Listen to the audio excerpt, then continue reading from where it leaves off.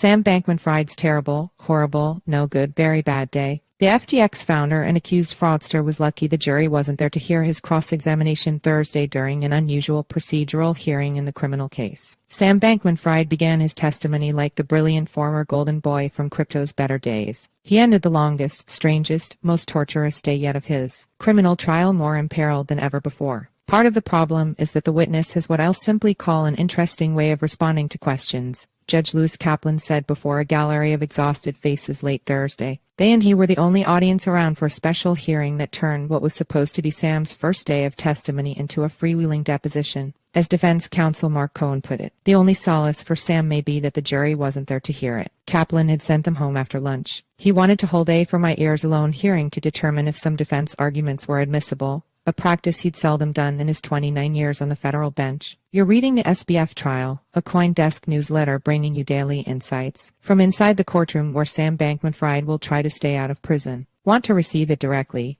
Sign up here. This newsletter isn't so concerned with the contours of their arguments. Still, because Sam is so concerned with giving every detail some airtime, we'll touch on them briefly for context. The defense wants to ask Sam about the lawyers he leaned on while running FTX and lamed it into the ground. The government does not want to let them do this. To be clear, this is only a portion of the defense argument. When Bankman-Fried shows up Friday to testify in front of the jury, he'll have broader issues to discuss. But even if we put aside the specifics, the main issue may still be that he'll be the one testifying, and he'll still be subject to a cross-examination.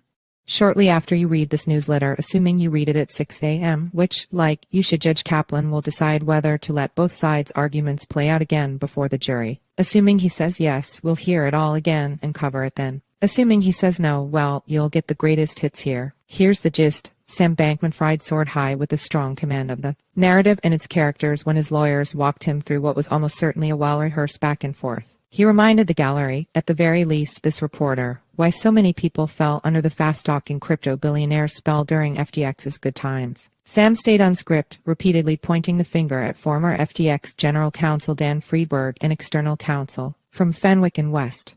They drafted most or all of the documents around the various policies that Bankman-Fried says prove he didn't intend to defraud his customers, he testified. Sam excelled, and even Judge Kaplan seemed to know it. When the 78-year-old jurist asked Sam to break down what a block explorer was, the explainer-in-chief launched into a lucid depiction of the websites crypto investors used to track where their tokens are. He emanated the eagerness and bravado of the technical boy wonder he used to be. Even before FTX collapsed, and especially after, during an ill-advised media tour, Sam positioned himself as a confidence man with all the answers. His self-belief in the SBF ability to talk it out, this was paramount to the SBF image. Maybe it was the source of his powers. On Thursday, it was the fount of his floundering. 30 minutes after the Block Explorer explanation, or maybe it was an hour. Time is weird. Sam's game of savvy answers gave way to jumbled evasiveness. On cross-examination, he waffled on a question about FTX's document retention policy, saying he wasn't sure if his answer was admissible for reasons you really don't need me to get into. A bemused, slightly annoyed Judge Kaplan snapped back. You worry about Block Explorers. Everyone and their mother, literally, one prosecutor's mom was there, as well as the defendants came to watch Sam Bankman-Fried spar with the government on his biggest stand yet. A rainbow sneaker-wearing Michael Lewis caught a delayed red-eye from California to lean in on the penthouse courtroom's wooden pews. In front of him, Sam's publicist nervously chewed on a blue pen, while 3 sketch artists added flares of color to their works. To their left, nearly 20 reporters scribbled in notebooks that were fast running low on paper. All around the courtroom, a revolving cast of 5 or more U.S. Marshals kept everything under close control. Sam kept himself under control,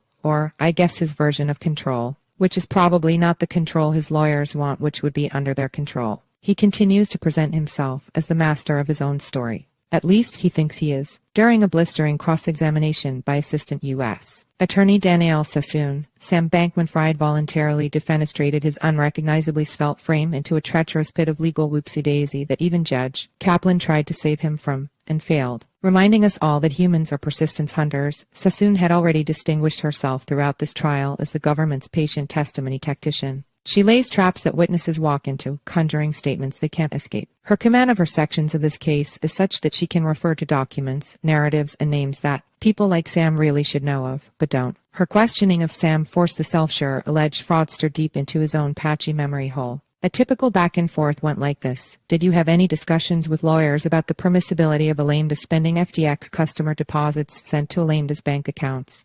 I don't recall. So what do you recall?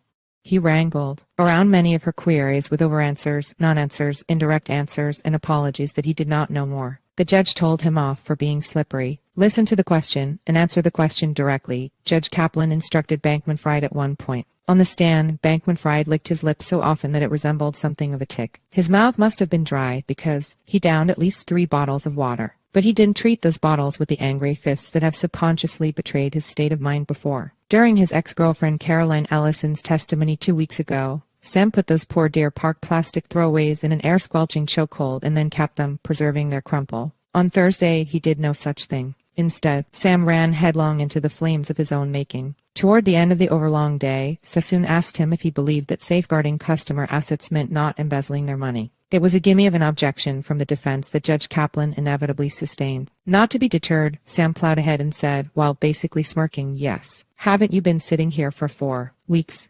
An exhausted though definitely amused defense counsel Mark Cohen chided his renegade client after reminding him that he didn't need to answer things Judge Kaplan ruled non-answerable. The courtroom giggled. Judge Kaplan threw up his hands and laughed. Danny Nelson courtroom scenes. An alternate juror asked to be excused because he was throwing up uncontrollably, but then asked to stay, and refused to leave, Judge Lewis Kaplan told the court at the start of Thursday's session. After checking that everyone was okay with excusing him, everyone was, he sent the juror home. Crystal Roll, an attorney in King's counsel in the Bahamas, answered a question that raised much confusion over the past 2 days. She is not related to Christina Roll, who leads the Securities Commission of the Bahamas. Roll just happens to be one of the most common surnames in the island nation. Assistant U.S. Attorney Nicholas Roos asked Roll if she met with defense counsel repeatedly to prepare for her testimony Thursday and whether that's normal, almost certainly in an effort to undermine one repeated line of questioning from defense attorneys to prosecution witnesses. We had multiple overflow rooms Thursday, though a lot of people left after realizing Bankman-Fried wouldn't testify before the jury or until after lunch. Judge Kaplan lost his patience with both the DOJ and defense during various cross-examinations. He told defense attorney Christian Everdell his attempts to get an FBI witness to discuss the list of group chats was not helpful, and that this is not an exam for new eyeglasses. He later went on a long example about working at his father's deli in an effort to move Osathane Wren along when cross-examining a defense witness. Nick Heilish to what we're expecting.